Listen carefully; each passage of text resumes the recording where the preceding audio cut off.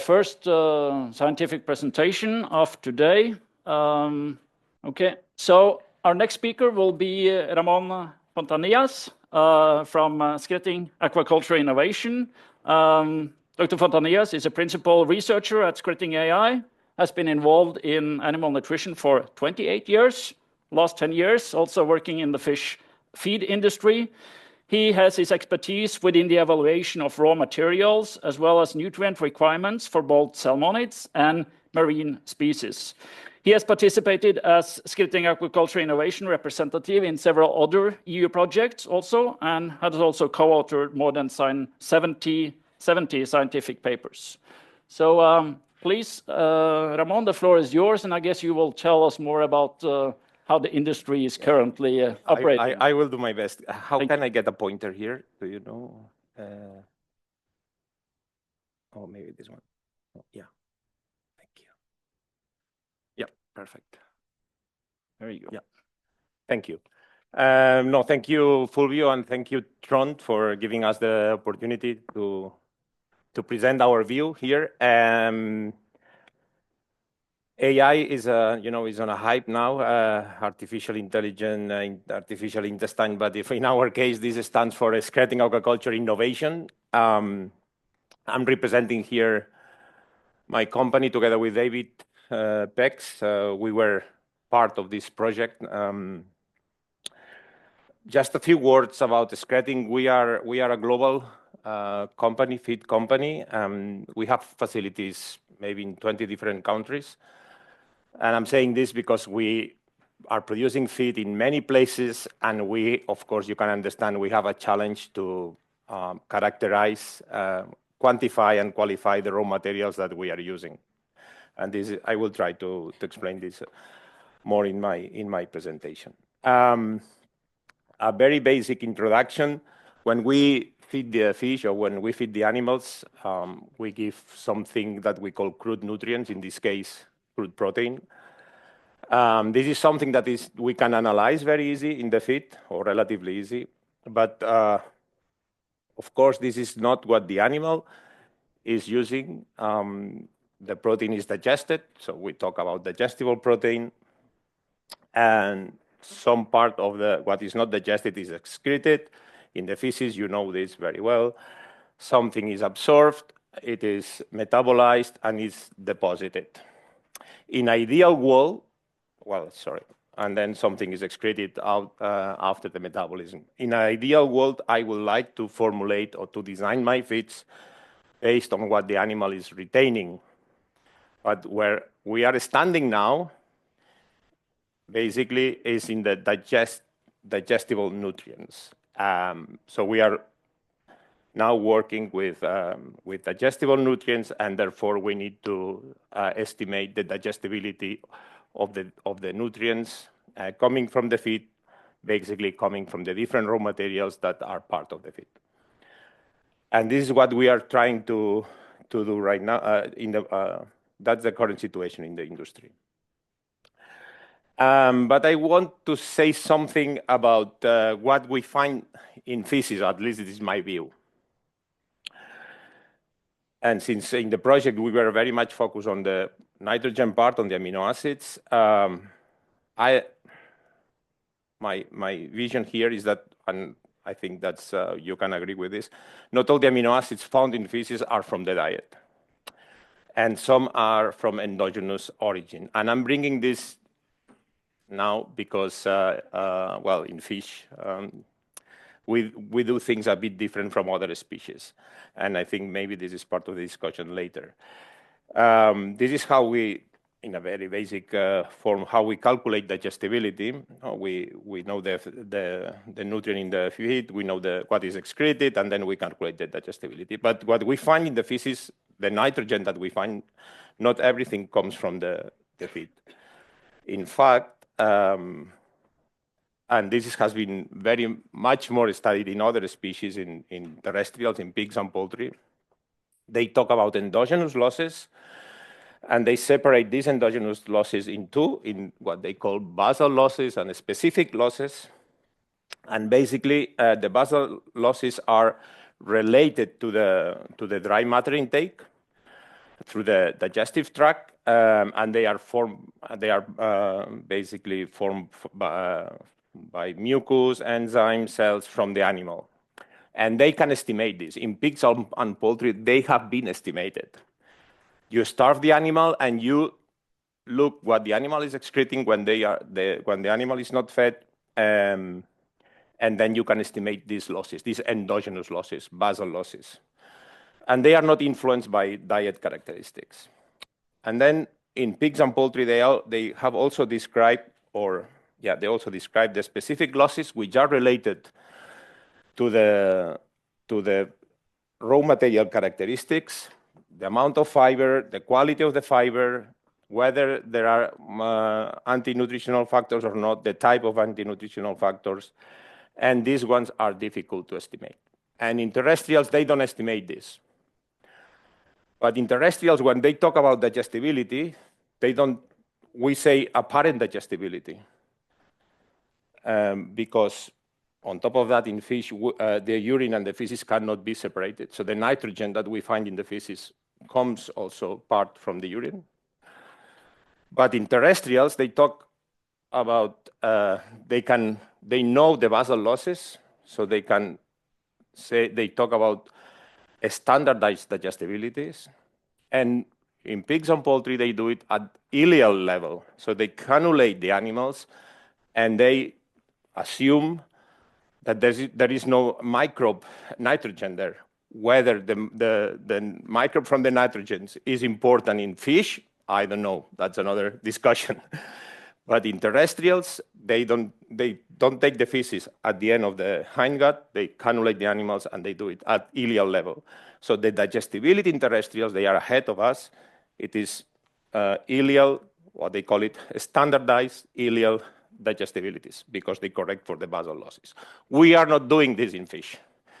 We stop at the digestible apparent. It is a very apparent digestibility for the good and for the bad. Okay, so what challenge do we have in a practical situation? Well, we have factories in 20 different countries. We need to evaluate the raw materials. How do we do this? We need to qualify how good, how bad they are, and quantify the composition. In practical situation, there is a truck coming into the factory every second day. Silos are empty almost every week.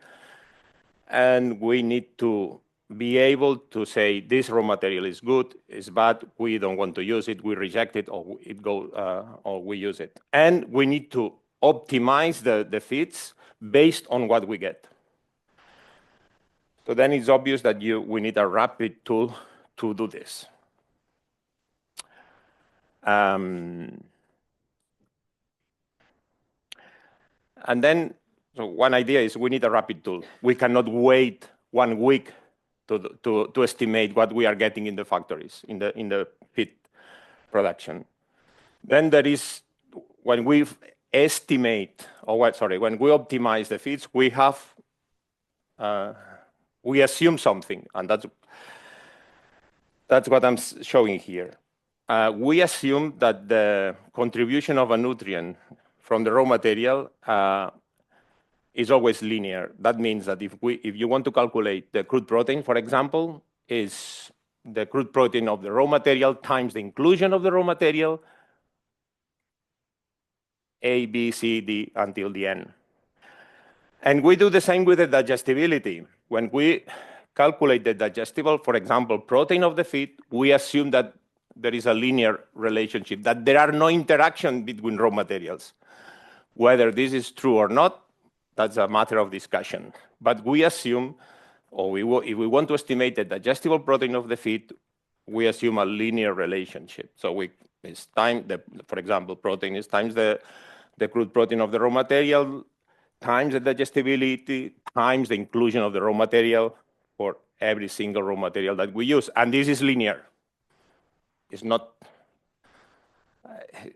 non-linear, it's linear. So there are no interactions. Yes, so it is fundamental. You can understand that we need information about the digestibility of the different raw materials that we use, and we need to do it fast. This is just to show you a bit of what you can find in the literature, why we need to do it fast. Because imagine that we get a soya in the factory with similar crude protein, but then we can estimate that the digestibility is different between the different batches. Therefore, the digestible protein of our raw material can be significantly different. So we need to know this. We need to know this. What information do we have out there? Well, in fish, we have the NRC, published in 2011.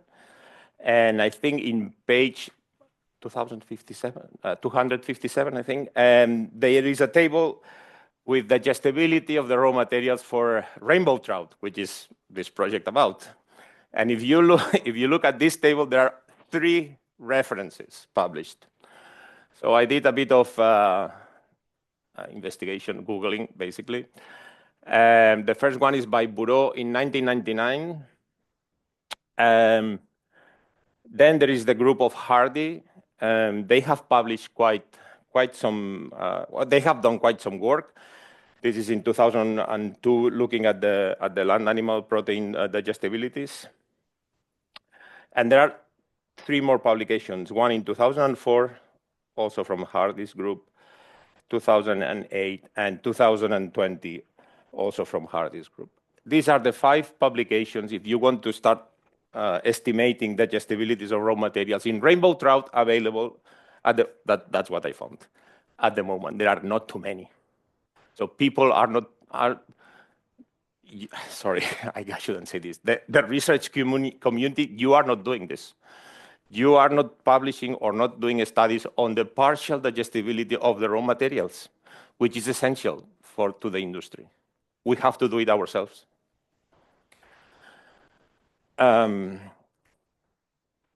Again, and I don't want to compare all the time, but in pigs and poultry, you have public tables. You have the CVB published by the Wageningen people, and it is a compilation, huge compilation of estimation equations, how to qualify and quantify nutrients in pigs and poultry. Massive amount of work. This does not exist in fish. Okay, just some examples from these publications to show you the variation that you can find in that apparent digestibility of protein in several raw materials. This is for fish meal, poultry meal, feather meals, and soybean raw materials. Perhaps the most common raw materials used by our industry, not in Norway, of course, the poultries and the feathers, but in the rest of the world, they are used pretty heavily.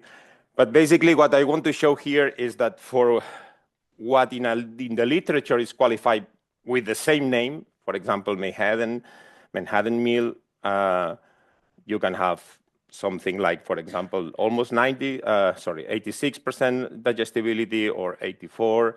Anchovy can go up to 97. So fish meal can change very much. Poultry, and we know this, the variation is very high, can be very high depending on the supplier and the batch that you get. Feather meal the same, and here soybean meal. Although there is a bit of variation, we know that plant proteins are much more stable. So we need to deal with this variation, and the information that there is published out there is not good enough. We need to be able to estimate this. Okay, so we have seen that we are talking about apparent digestibility. We need a rapid tool, and we need to be able to discriminate the variation between raw materials. How do we do this? Well, if you go to, if you look out in the world, there is a technology. It's this near infrared spectroscopy. I'm not an expert. I am not an expert on NIR. But basically, there is this works by emitting a near infrared light, and then you get a spectra of the sample that you read. And with every sample, you get a different spectra, and you can relate this spectra to some characteristics. and you can build calibrations. It's a fast method. It's not perfect. You need the parameter that you want to estimate. It needs to have a bit of variation. For example, if your raw material always has 46% protein, you cannot develop a calibration. It doesn't make sense because it's always 46. So you need a bit of variation, and you need to build up your reference method. You need to calibrate, to build up the calibration. And the reference method, that's the problem. You need to be good building your reference method, because if your reference method is good, your calibration will be good. NIR will not improve the results that you get from your model, from your, let's say, wet chemistry data set. If your reference method is bad, your estimation will be bad. And the problem is that to build up the reference method is time consuming, and I will show you this later. There are publications on this, and I'm showing here what, if you are interested, in terrestrials, this has been developed as well. This is a recent publication to estimate the digestibility for raw materials and diets in pigs. And if you want to read one of the latest review on what possibilities, what potential has the NIR, I would recommend to read this because it's pretty easy and explains you the potential of NIR. Just to give you an example of what type of information you can get, this is from pigs. By the way, Noblet is the guy who developed the net energy system in piglets 25 years ago. But this is the type of information that you can get. This is the estimated and the reference value for example, nitrogen content in feces, dry matter digestibility, organic matter digestibility, nitrogen digestibility, or even energy digestibility you can estimate. How do we build the reference method? Well, there's only one way, which is doing in vivo digestibilities. It's not rocket science, but it's mandatory. It's mandatory. And I can tell you we devote a lot of resources and time and people doing this. And basically, you start analyzing your raw materials, which that's not difficult but time-consuming to do. Of course, then you need to formulate your diets. This is the typical formulation for a digestibility measurement, where you include the test raw material at 30%. As I said, this is not very fancy research because it's quite, it's like running digestibilities. Then you need to produce the diets, which is investing some time and money. Then you need to run the trials, digestibility trials, usually 30 days, adapt the fish. You need to strip the fish. Better you strip. We like stripping more than sedimentation. And you need to analyze again. Feces, raw materials, and feeds.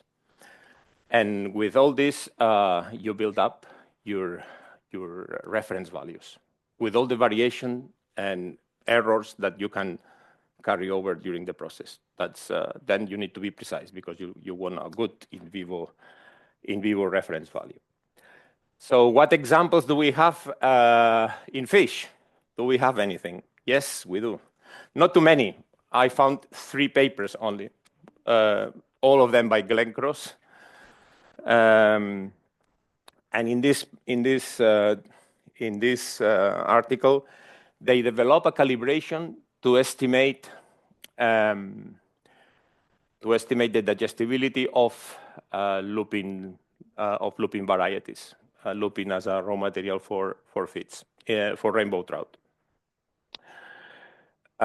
You can see here the approximate composition of the varieties that they were using, and as you can see, for example, for protein, there is a bit of a variation. You need variation to develop your reference values. And you see here the approximate composition and other nutrients. But how they did this? They tested 136 different feeds in 10 different experiments over 6 years. That takes time. And how does it look like? Well, this is the spectra that you get in NIR. Every line here represents one sample of lupins. And this is the type of data set that you get. This is the measured, I cannot see, the measured, this for the approximate analysis is the measured protein against the predicted value. And if your method, your reference method is good, then you have a linear relationship with a very good statistics. This is to show you how they did this. For example, this is the variation of their data, the diet digestibility of the reference diet. In every single experiment, they use the same reference diet. But you can see that the coefficient of variation is pretty low. Then in every trial, they use one variety, the same variety as a internal control, which is this one, the male. So you see the diet digestibility that they got, pretty low variation. And then you see the ingredient, the apparent digestibility of the ingredient. This is for the reference variety, very low coefficient. And then at the end, that's what we are interested in. This is the digestibility of protein and energy of all the varieties of lupins that they tested. So relatively, you can see the coefficient of variation is higher. And this is the measured digestible protein, and this is the predicted digestible protein. And this is the statistics of the calibration. So the R square is pretty high for the calibration samples and the validation samples. So this is a very good calibration. And this is the type of job that we do, not only with lupins, but with the rest of raw materials that we are using in the industry. The second paper, also from Glenn Cross, is not about raw materials, it's about feed. In this case, is with Barramundi. But this is only to show you that in this case, the coefficient of variation of the different parameters that they were using is much higher. So at the end, the regression of the prediction is worse, actually. So if your reference method is not good enough, then your calibration, it will be less accurate. In this case, they tested 60 diets in 5 different experiments over 5 years. So that's the time they took to develop the reference method. So to conclude, yes, we need a tool to estimate the nutrient characteristics of the diets and, more important, the raw materials. We need a reference method, and in our case, is the in vivo digestibility. And we need to do it constantly because we need always to improve the data set. The NIR is a rapid tool. It's not perfect, but it's a ready available technology. And as I said, is rapid. But the NIR doesn't tell us what is happening with the enterocytes, and that's why we were in this project. We wanted to know, to have more insights, what's going on in the intestine and with the enterocytes, what is happening, what is the interaction, or what is the effect of the raw materials or the diet into the gut, into the structure. And NIR doesn't give this information to us. And so and also what I wanted to say, it's important on the health side, the effects of, for example, anti-nutritional factors in the intestine. This we cannot estimate by this method. That's very clear. And with this, I'm finished.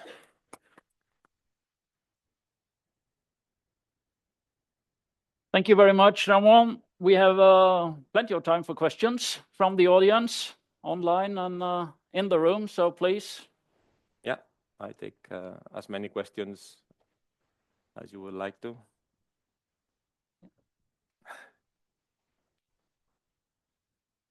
Yeah, we have a question over there. Please wait until you have the microphone before start talking, and please introduce yourself with name and affiliation so everyone can hear. Thank you for the nice presentation. I have one question related to the methods that we are using for ingredient digestibility, that normally you do have a reference diet, then you replace 30% of that diet, and you end up with diets that are not calibrated in nutritional terms. Do you think this is the best approach to measure digestibility? Sorry, I didn't understand. Say it again. You have a reference diet, then you replace 30%. 70, yeah, with diluted normally, yeah. right? And depending on the ingredient that you are testing, you end up with diets that are not isoenergetic. Yeah, of course. Yes. So what's your opinion on the impact on Well, that's another assumption. In our case, when we do digestibility, we adapt the fish to the diet for some weeks, couple of weeks, and then we strip them after 3, maybe 1 month after we started feeding them. So we are not interested in the growth here. It's purely digestibility. It's a short-term trial. It's not a long-term. We don't look at the growth. It's just digestibility. Yeah, I know, but do you think it's the best approach instead of well, doing well, that's another assumption. Yeah, of course. And we are not doing all the fish sizes. I mean, we are assuming that a salmon of 2 kilos digests the same as 250 grams. Or we do it, but not so often. And temperature. Well, so yeah, there are many assumptions here. Yep. Yeah, sure. Francisco Moyano. I'm making this question not only to you, Ramon, but also to the general audience, because I think that we are very focused on the correlating any NIRS technique, in vitro technique, with the in vivo digestibility, considering that this is the essential measurement of the real utilization of nutrients. Why don't we use the real performance of the fish? Because to what extent digestibility is correlated with growth, even using the same ingredient. So do we need to have tables or databases containing all the performance under different conditions when you use different ingredients? And this should be the real information we need to correlate with NIRS or any other predictive technique. But the digestibility is the starting point. I mean, we need to know how much the animal digests. And I can give you the example of energy, the energy. Sorry, I always go to the land animals. In pigs, they use net energy, which is the energy that they use for growth or reproduction or whatever. We are indigestible, so we don't know the efficiency of the fish when they use protein or when they use carbohydrates or when they use fat for growth. Probably the efficiency is very different, but because we stop in the digestibility, they absorb, and what's happening in the animal, we don't know. How they use protein or how much protein they use for depositing or for energy or building muscle, we are not there. This means that perhaps the in vivo digestibility maybe not a good predictor of the real of the growth, no. Of the growth, no. Of the digestion. Of the digestion only. Only the digestion, not the growth. For any other thing. Not the growth. No, of course. So we need to also to standardize the conditions we use to grow the fish, or we use a standard diet to know more about this. So we are in the very initial stages of this. Okay. Very good. I think we have time for one more question.